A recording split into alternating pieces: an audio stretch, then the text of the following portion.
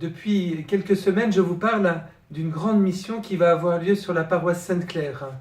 Cette semaine, je voudrais vous parler des préparatifs de la mission.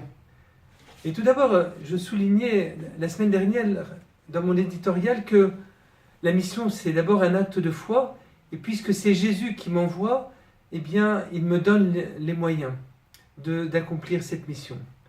Et donc, je voudrais vous dire, la mission, c'est l'occasion de se dire « Et pourquoi pas moi ?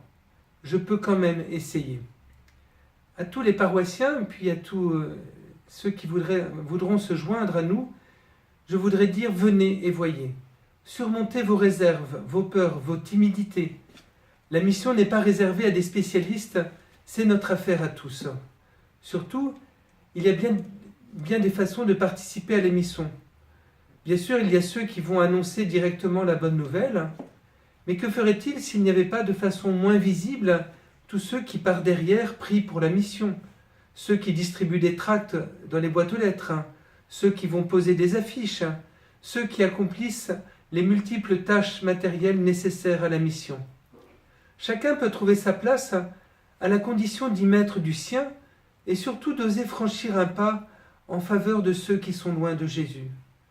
Au cœur de la mission, il y a deux initiatives que je voudrais mettre en valeur et qui me semblent prometteuses. Nous souhaitons aller à la rencontre des habitants du quartier de la Porte de Pantin. Pour cela, des missionnaires dont la venue aura été annoncée par un courrier iront faire du porte-à-porte. Ils proposeront alors à ceux qui le voudront de les mettre en contact avec des paroissiens qui habitent tout près de chez eux. Ces paroissiens, je souhaite qu'ils puissent se regrouper pour proposer une cellule locale de prière et de débat.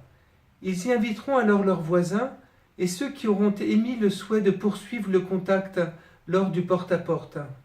Un prêtre ou une sœur seront disponibles pour participer à la cellule et animer la discussion. Je compte donc sur vous pour mettre sur pied ces cellules locales et nous aider en amont. Venez vous signaler auprès de nous. Bien sûr, cette présentation est trop courte, c'est pourquoi je vous invite à venir le dimanche 26 février entre 11h et 17h30 pour que vous puissiez rencontrer les missionnaires d'Ain Carême, recevoir un début de formation, écouter une présentation plus détaillée de la mission et des multiples tâches que chacun peut accomplir. Et enfin, nous prierons bien sûr ardemment pour cette mission. Deux choses enfin, merci de nous dire quelles sont les principales questions que l'on vous pose concernant votre foi, afin que nous puissions prévoir quelques sujets de discussion plus en phase avec les questions que vous rencontrez habituellement. Et ceci pourra alimenter le débat dans les cellules. Nous avons aussi besoin de vous pour pouvoir héberger 5 missionnaires, quelques jours par semaine, entre le début du carême et la semaine sainte. Merci de vous signaler. Que le Seigneur nous donne d'envisager avec générosité cette mission, notre mission. Merci, que Dieu vous garde et vous bénisse.